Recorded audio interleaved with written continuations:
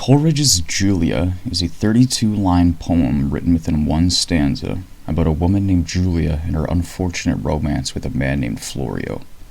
This poem is meant to be read continuously with no breaks other than where punctuation dictates. There exists no summaries or analyses online for Coleridge's Julia, so every piece of information stated is a first-hand connection and defined by myself, coming from my own mind. And it is important to note that I am not a professional in the Romantics, poetry, or English literature. I drive a Class 1 liquid propane warehouse forklift to make my money. Would that be your determining factor for my legitimacy?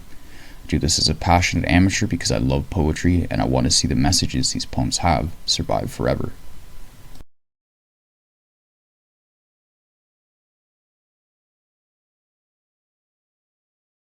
Background information.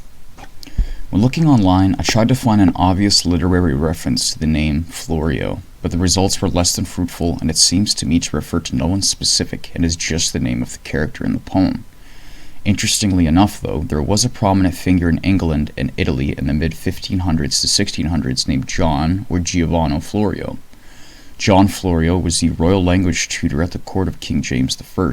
As well, John Florio is recognized as the most important Renaissance humanist in England, as well as being the third largest contributor to the English language, with 1,449 words, after Shakespeare's 1,969 words, and Chaucer's 2,012 words.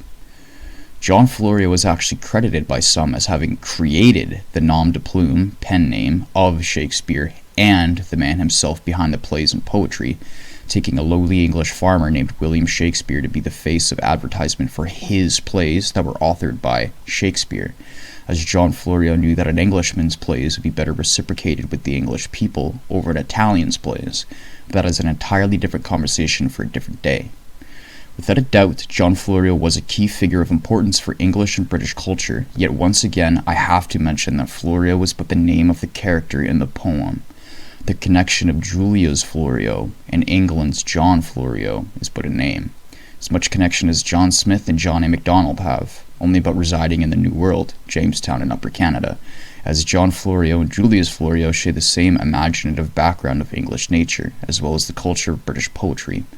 Furthermore, I would like to include as well that upon further consultation with a professional, an English teacher in Italy who studies English, studies Shakespeare, and did her university thesis on Shakespeare, there would appear to be no connection. Florio is but the name of Florio. There is also a short Latin subtitle before the poem starts that reads, Medeo de fonte leporum, surgit amaria liquid, meaning something along the lines of, in the middle of a fountain of charms arises something to be loved.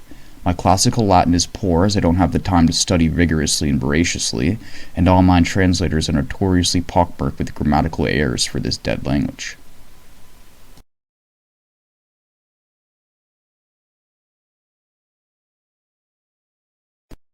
Summary. In this poem, a young woman named Julia is met by a young gentleman named Florio. Florio becomes enraptured with Julia, who is evidently the apple of many men's eyes in the poem. Florio and Julia become enthralled with each other, and Florio asks Julia to marry him, and she rejects him. The poem claiming that the quote-unquote nose of Julia were little meant. Perhaps she was fishing for compliments.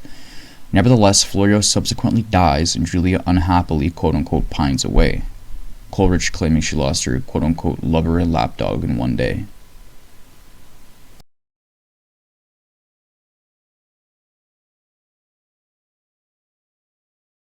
The poem itself. Medeo de fonte leporum, surgit amaria liquid. Julia was blessed with beauty, wit, and grace. Small poets loved to sing her blooming face. Before her altars, lo, a numerous train preferred their vows, yet all preferred in vain. Till charming Florio, born to conquer, came, and touched the fair one with an equal flame. The flame she felt, and ill could she conceal what every look and action would reveal. With boldness then, which seldom fails to move, he pleads the cause of marriage and of love. The course of hymeneal joys he rounds, the fair one's eyes dance pleasure at the sounds. Naught now remained but knows, how little meant, and the sweet coyness that endears consent. The youth upon his knees enraptured fell, the strange misfortune, oh, what words can tell? Tell, ye neglected sylphs, who lapdogs guard, why snatched ye not away your precious ward? Why suffered ye the lover's weight to fall on the ill-fated neck of much-loved ball? The favourite on his mistress casts his eyes, gives a melancholy howl, and dies. Sacred his ashes lie, and long his rest. Anger and grief divide poor Julia's breast. Her eyes she fixed on guilty Florio first. On him the storm of angry grief must burst. That storm he fled, he woos a kinder fair, whose fond affections no dear puppies share. 'Twere vain to tell how Julia pined away, unhappy fair, that her one luckless day from future almanacs the day be crossed, at once her lover and her lapdog lost.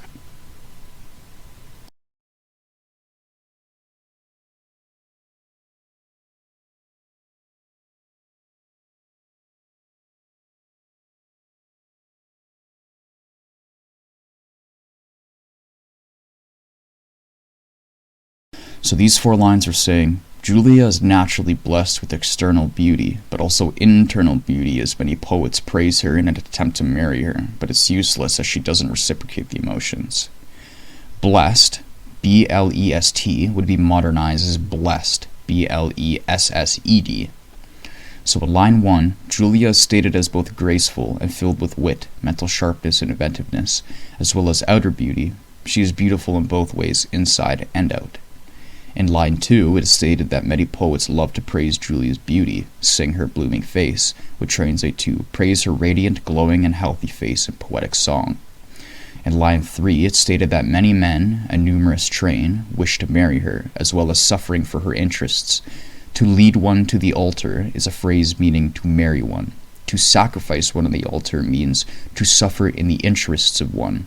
So poets singing her blooming face before her altars, to me, would mean praising her beauty and interest to try to marry her. And since the next line states the same poets preferred praising her beauty in vain, that solidifies the idea of their suffering, as preferring can be defined as submitting for consideration. Therefore, the line could be read as, the poets praising her are suffering in vain to attempt to marry Julia. In line 4, the same poets who praise her for her beauty and submit their feelings for Julia's consideration enjoy speaking and praising her beauty more so than following through with their intentions of marriage. To prefer one's vows means to like or tend to choose one's vow over another's.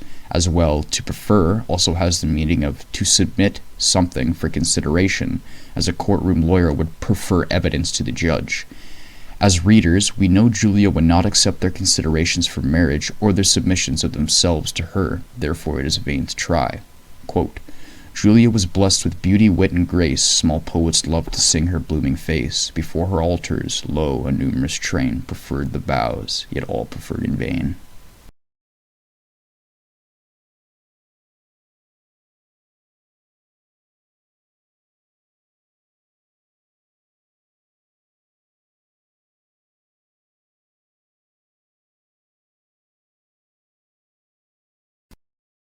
The next passage for the detailed analysis would be lines 5 to 10. So these 5 lines together are summarized as Florio, a poet more charming than the other poets who attempt to conquer Julia, arrives, and Julia feels the same about Florio. In lines 5 and 6, Florio arrives, and Julia is just as interested in Florio as Florio is interested in Julia. The feeling is mutual. Florio, touch the fair one, Julia, with an equal flame of romantic passion.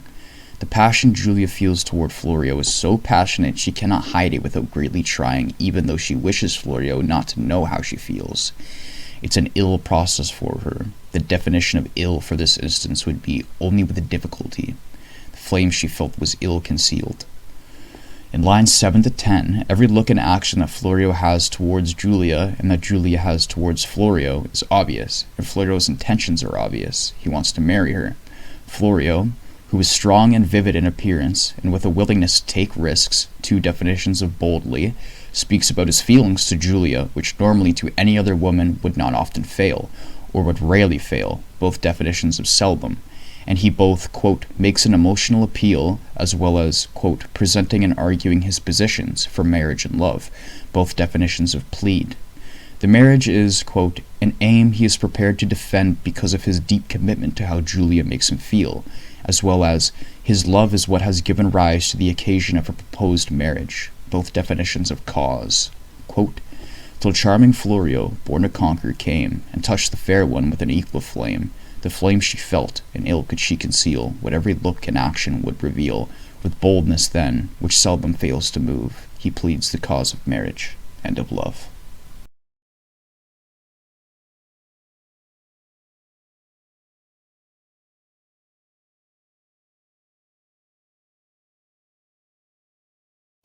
Next set of lines is lines 11 to 14. So these three lines summarize the reaction that Julia responds to Florio's proclamations of marriage with. Line 11 speaks of Florio defending his committed feelings of marriage to Julia, or the hymeneal joys. Hymeneal means of or concerning marriage, Hymen being the Greek god of marriage, as well as the fact that most women at this time would save their virginity, or their hymen, for their husbands. Florio's response and reaction to his commencement of feelings to Julia will be the next section of lines. Florio speaks repeatedly, rounds his speech, and closely follows, to chorus, the various arguments in favor of the accustomed procedure or ordered process, both definitions of course, of marriage to Julia. Almost every British man needed to get married at this point in time. It was almost like a sort of societal inclination. In line 12, Julia shows great pleasure in her face and emotion at this consistent and repeated talk of wanting to marry her, but that's all she's viewed it as at the moment, talk or noise. Julia likes the sound of Florio's rounded courses, not his reasons. The fair one's eyes dance pleasure at the sounds. In line 13, nothing, not, remains now except for Julia's negative rebuttal, her no's or collection of no's, which are not necessarily her definitive and legitimate answer to the question of marriage with Florio. As we know, Julia liked hearing the sounds of Florio's rounded courses, which translates to hearing the reasons again and again why someone as fine and charming as Florio would want Julia, the woman who, let us remember, every small poet wanted and praised through love songs at the beginning of the poem. In line 14, Julia follows her collection of no's with a feigning of shyness or modesty and an attempt to seem alluring, coyness, that would follow the permission or agreement for marriage, consent, that caused one to be loved and dear. Therefore, Julia is acting shy because of the marriage proposal. She may actually want to be accepted, but she's feigning or acting shy. Quote, the course of hymeneal joys he rounds, the fair one's eyes dance pleasure at the sounds, not now remained but knows how little meant, and the sweet coyness that endears consent.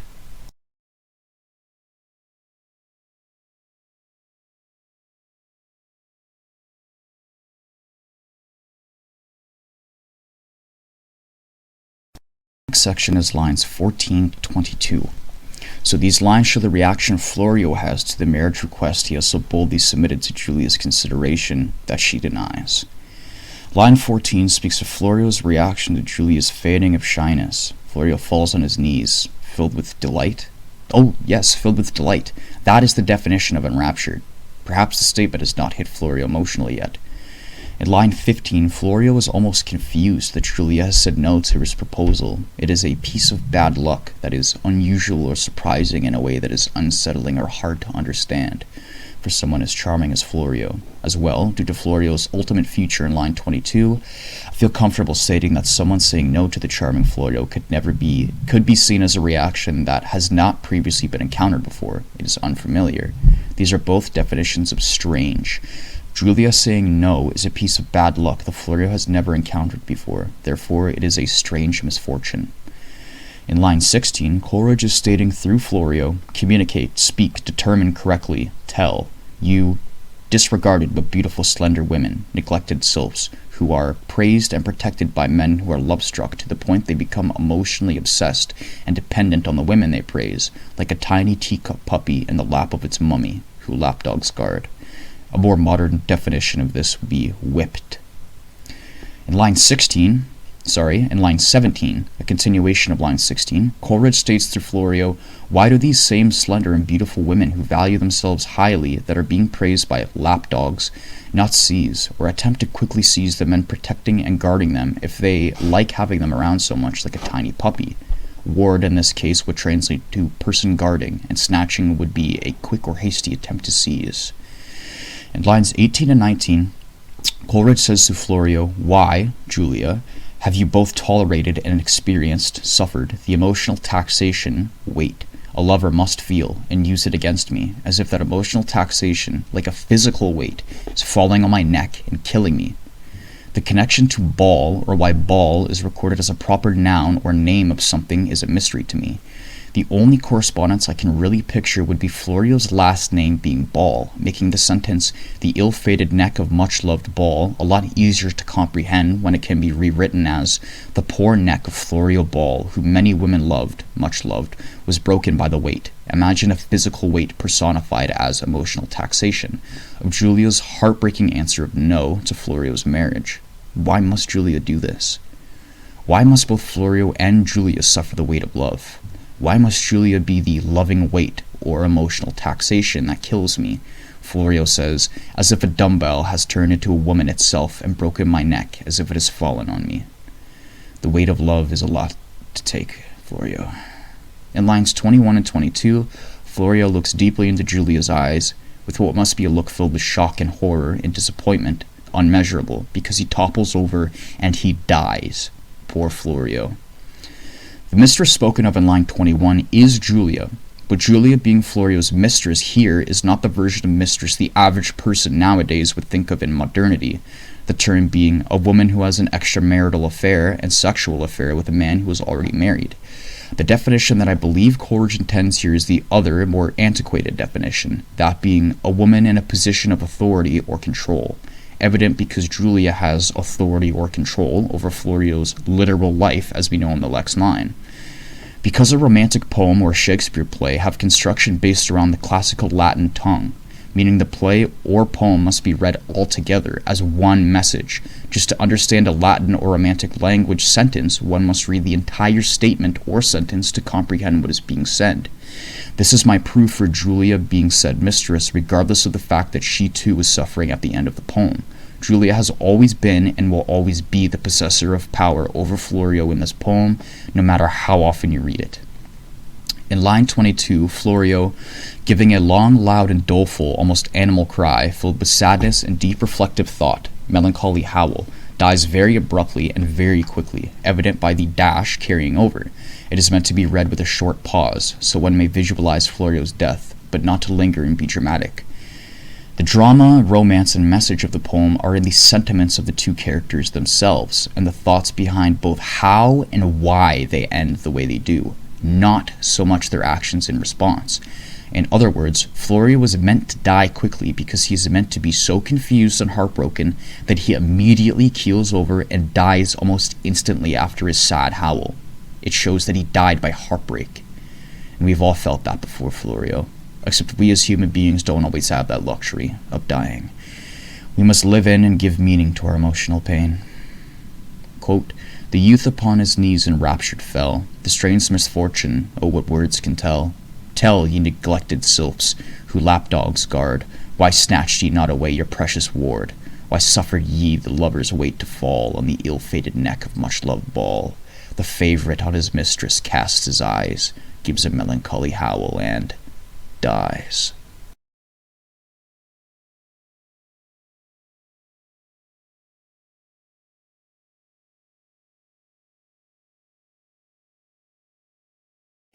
The next set of lines would be lines 23 to 28. So in these lines, they speak of how Florio's remains were treated, Julia's emotional and internal response to Florio dying, as well as how she truly felt toward him.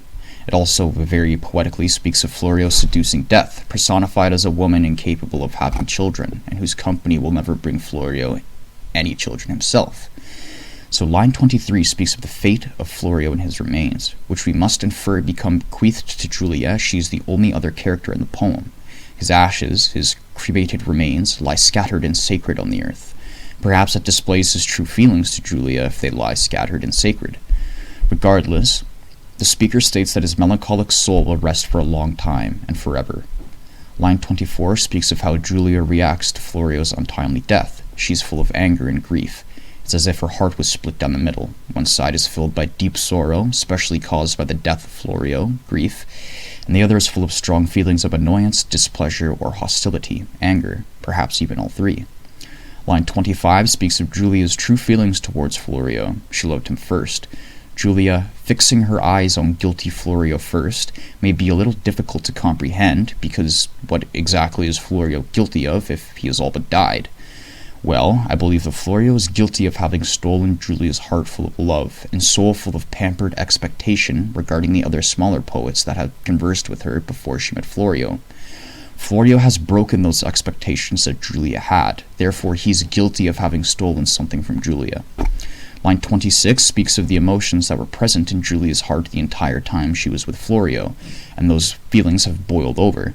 That raw tempest of passionate emotions, that storm of emotion, should have been told to Florio, else it bubbles over or bursts, and nobody else will receive this message as Florio must.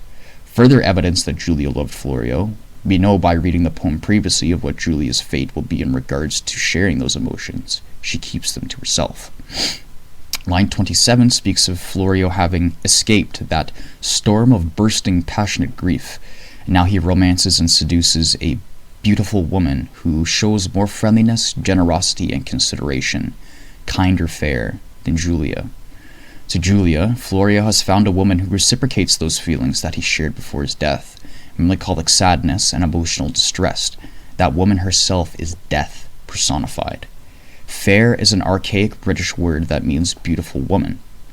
Line 28 speaks further of the woman accepting Florio's new reciprocating seduction, a woman whose gentle liking, fondness, and fond affections will not bring any children to survive Lady Death and Florio's future together, no dear puppies to share.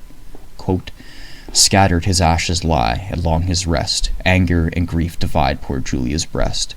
Her eyes she fixed on guilty Florio first, on him that storm of angry grief must burst. That storm he fled, he woos a kinder fair, whose fond affections no dear puppy share.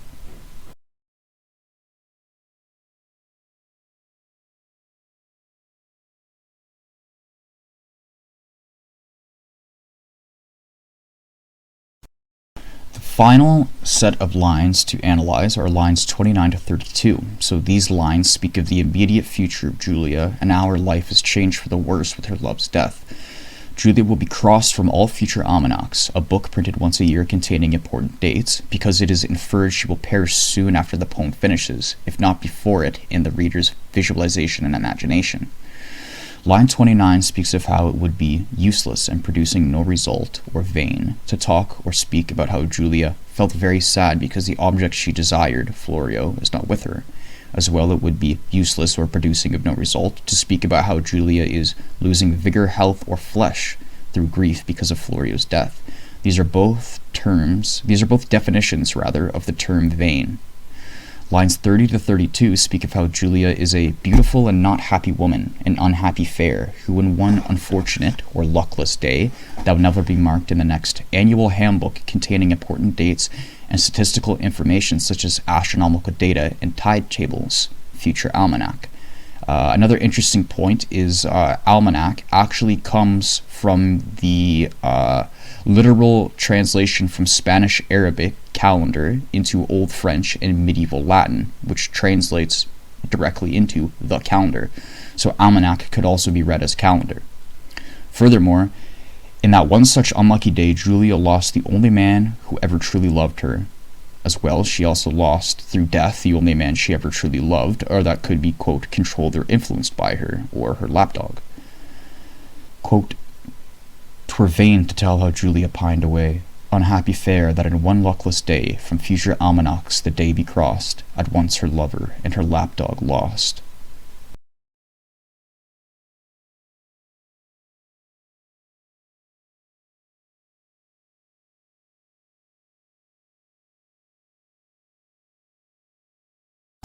Now that the poem has been read, the terms have been analyzed, and the poem itself has been summarized, basically, I think it's time for us to summarize the poem in a more academic way.